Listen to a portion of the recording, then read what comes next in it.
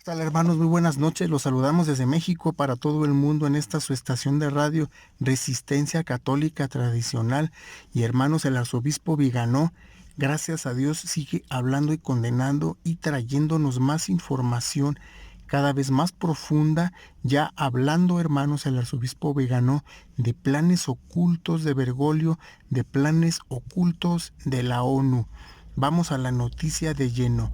Como ustedes ya saben, se firmó por 100 intelectuales católicos un documento en el que condenan las herejías, blasfemias e idolatría de Bergoglio.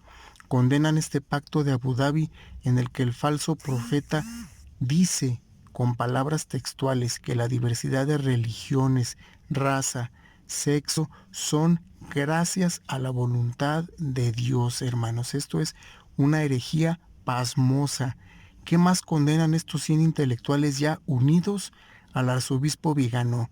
También condenan la idolatría en la Basílica de San Pedro y algo muy fuerte, hermanos. Ellos ya están diciendo claramente que Bergoglio, bueno, ellos lo llaman Francisco, dicen que Francisco abdicó de su ministerio petrino, que él solo, sin que nadie lo obligara, ellos manifiestan que él se retiró de ser papa. Esto es muy fuerte, hermanos. ¿Por qué?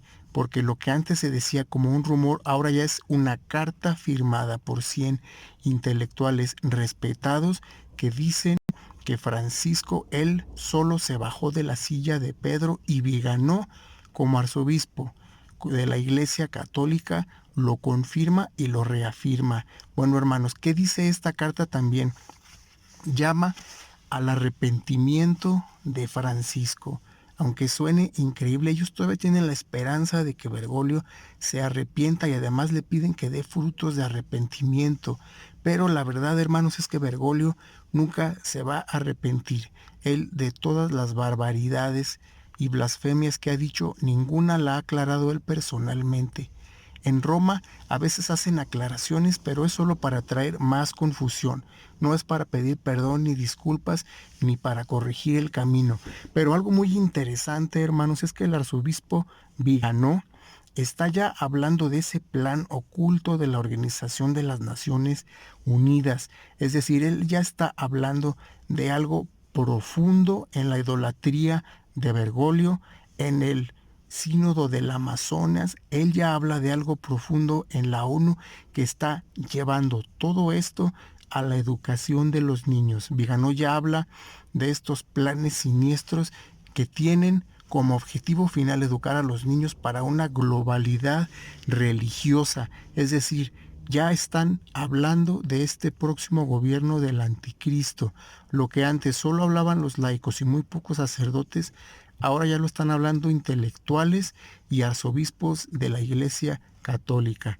Esto, hermanos, a mí la verdad me está gustando mucho porque cada vez la resistencia está creciendo más y los medios le están dando también micrófono a muchas personas de la resistencia, que es lo mismo que el remanente.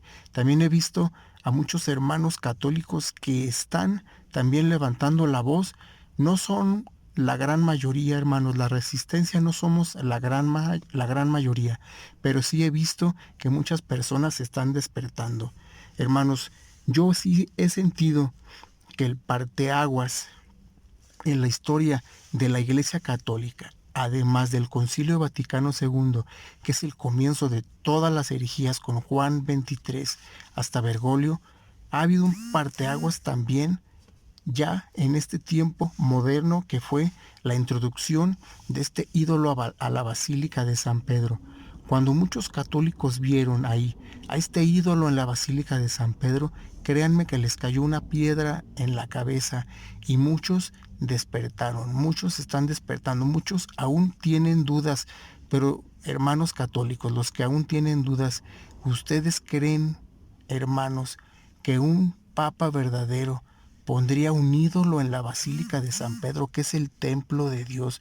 Nunca, hermanos, y piensen en esto. Quiero que piensen en esto, hermanos, los que aún tienen dudas sobre el falso profeta y sobre la apostasía en Roma.